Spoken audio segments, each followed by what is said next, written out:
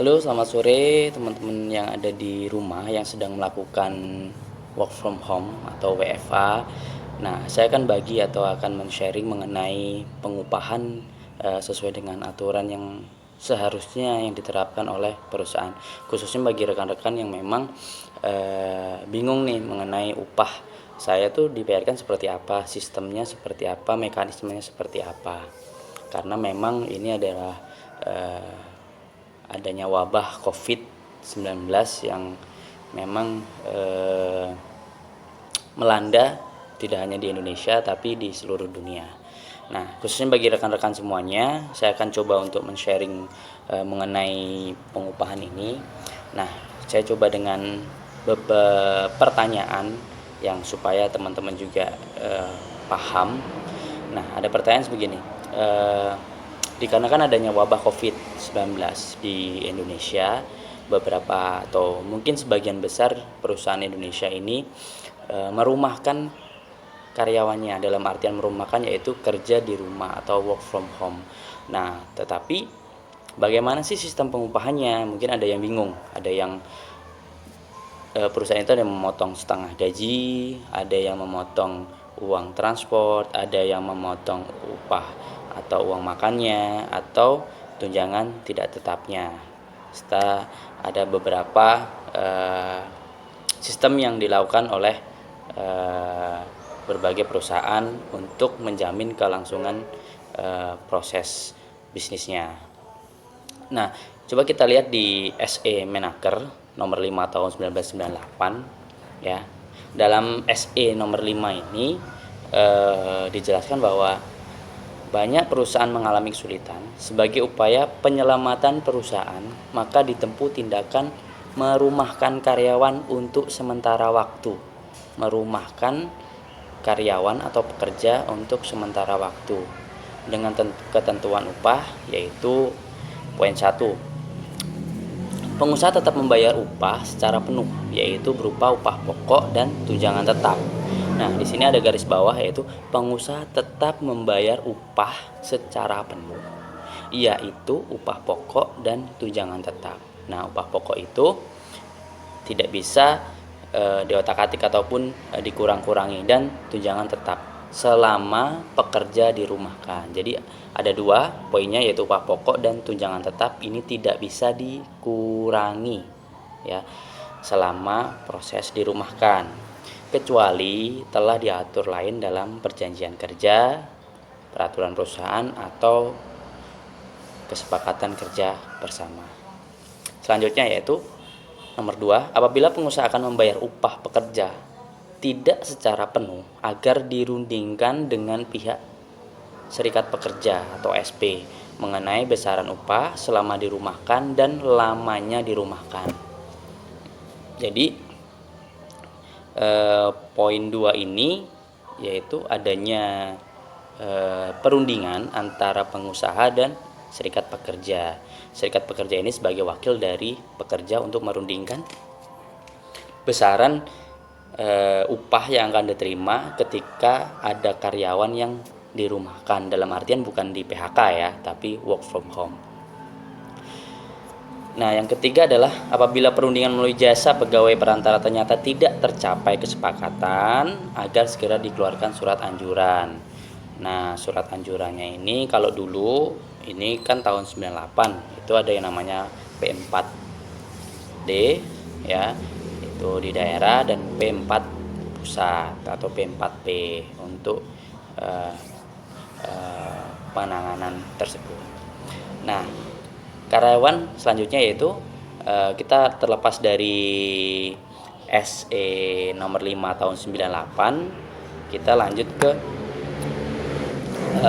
peraturan yang terbaru yang dikeluarkan oleh Menaker, yaitu Surat Edaran Menteri Ketenagakerjaan nomor 3 tahun 2020 ya, yang dikeluarkan pada tanggal 17 Maret 2020 ditetapkannya suratnya itu. Nah, ini yang terpenting. Jadi kita bisa diakomodir oleh SE yang nomor 3 tahun 2020, karena kalau tahun 98 itu kan agak jauh ya rentang Contohnya, jadi ini kita mengacu pada SE nomor 3 tahun 2020.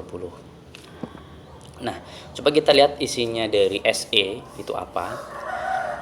Nah, yang menjadi acuan untuk penanganan atau upah karena adanya virus COVID ini, kita menggunakan nomor 5 tahun 2020 ya.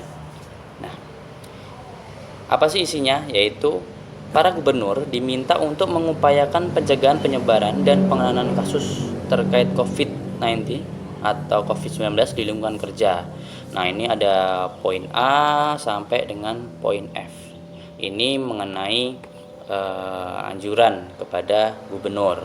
Nah, yang selanjutnya diterima oleh pekerja yaitu ada yang namanya poin skema perlindungan upah. Nah, ini yang harus dilihat oleh para karyawan atau para pekerja khususnya di swasta, sektor swasta, yaitu selain itu para gubernur juga diminta untuk melaksanakan perlindungan pengupahan bagi pekerja atau karyawan terkait pandemi COVID ya. Nah ini poin pentingnya. Bagi pekerja yang dikategorikan sebagai orang dalam pemantauan atau ODP. Nah ini rekan-rekan penting ya. Bagi pekerja yang dikategorikan sebagai orang dalam pemantauan atau ODP COVID-19 berdasarkan keterangan dokter sehingga tidak dapat masuk kerja paling lama 14 hari ya, paling lama 14 hari sesuai dengan standar Kementerian Kesehatan, maka upahnya dibayarkan secara penuh. Jadi tidak ada potongan ya. SE nomor 3 tahun 2020. Jadi upahnya ODP, apabila karyawan ini dinyatakan ODP, maka upahnya dibayar secara penuh. Selanjutnya, bagi pekerja, yang poin B ya, selanjutnya bagi pekerja yang dikategorikan kasus suspek COVID-19 dan dikarantina atau diisolasi menurut keterangan dokter, maka upahnya dibayarkan secara penuh selama menjalani masa karantina. Walaupun tidak masuk, tapi status karyawan itu yaitu suspek COVID-19 dan dikarantina sesuai dengan keterangan dokter, maka upah karyawan atau pekerja tersebut dibayar secara penuh. Selanjutnya poin C.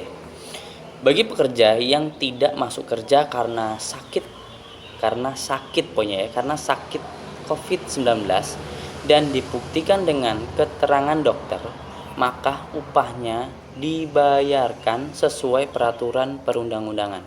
Nah, ini di poin C ini merujuk kepada Undang-Undang Nomor 13 Tahun 2003, yaitu pada pasal 93 ayat 2, yaitu ketentuan sebagaimana dimaksud, pengusaha wajib membayar upah apabila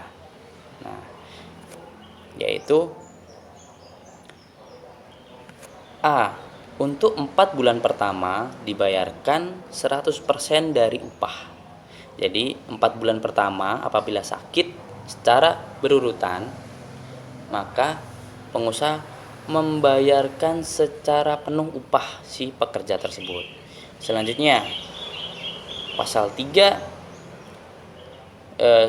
ayat 3 huruf B ya, pasal 93 untuk 4 bulan kedua. Jadi setelah 4 bulan pertama, 4 bulan keduanya ya, itu dibayarkan 75% dari upah. Oke. Huruf C untuk 4 bulan ketiga. Jadi setelah 4 bulan pertama, kedua pertama 100%, kedua 75, dan yang ketiga ini yaitu 50% dari upah. Ayat 3 huruf D, untuk bulan selanjutnya dibayarkan 25% dari upah sebelum dinyatakan PHK. Nah, jadi poin tersebut yang dari SE ya, surat Menaker nomor 3 ya tahun 2020, yaitu skema perlindungan upah huruf C itu mengacu pada Undang-Undang Ketenagakerjaan Nomor 13 Tahun 2003, yaitu pasal 93 ayat 2 dan ayat 3 huruf A, B, C, D. Nah, di situ udah lengkap. Nah, selanjutnya kita kembali lagi ke SE ya. Yang huruf D, bagi perusahaan yang melakukan pembatasan kegiatan usaha ya, pembatasan kegiatan usaha akibat kebijakan pemerintah di daerah masing-masing guna pencegahan dan penanggulangan COVID-19. Artinya pembatasan kegiatan usaha yang diakibatkan oleh kebijakan pemerintah, contohnya lockdown atau karantina atau isolasi di daerah-daerah atau zona-zona tertentu. Nah, ini ada poinnya, yaitu sehingga menyebabkan sebagian atau seluruh pekerja tidak masuk kerja. Sebagian atau seluruh pekerja tidak masuk kerja. Dengan mempertimbangkan kelangsungan usaha, maka perubahan besaran maupun cara pembayaran upah pekerja dilakukan sesuai dengan kesepakatan antara pengusaha dengan pekerja. Jadi bagi teman-teman yang sehat tetapi tidak bisa masuk kerja karena adanya kebijakan pemerintah, maka skema atau besaran upah, cara pembayaran upah dilakukan sesuai dengan kesepakatan. Artinya tidak boleh mengambil tindakan sendiri tanpa adanya kesepakatan antara pengusaha dan pekerja atau karyawan. Jadi teman-teman, mungkin ini sedikit pembahasan dari surat edaran Menaker ya nomor 3 tahun 2020. Teman-teman bisa baca ya di website atau nanti mungkin akan saya share mengenai SE ya, surat edaran mengenai skema perlindungan upah bagi karyawan atau pekerja.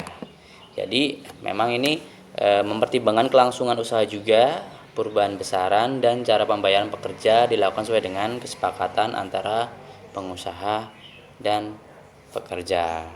Jadi memang tidak boleh sewenang-wenang, karyawan juga tidak boleh menuntut berlebih karena juga harus mempertimbangkan kelangsungan perusahaan karena produksi juga mulai sedikit atau bisa terhenti, dan pengusaha juga tidak boleh sewenang-wenang juga untuk memotong upah pekerja tanpa adanya kesepakatan.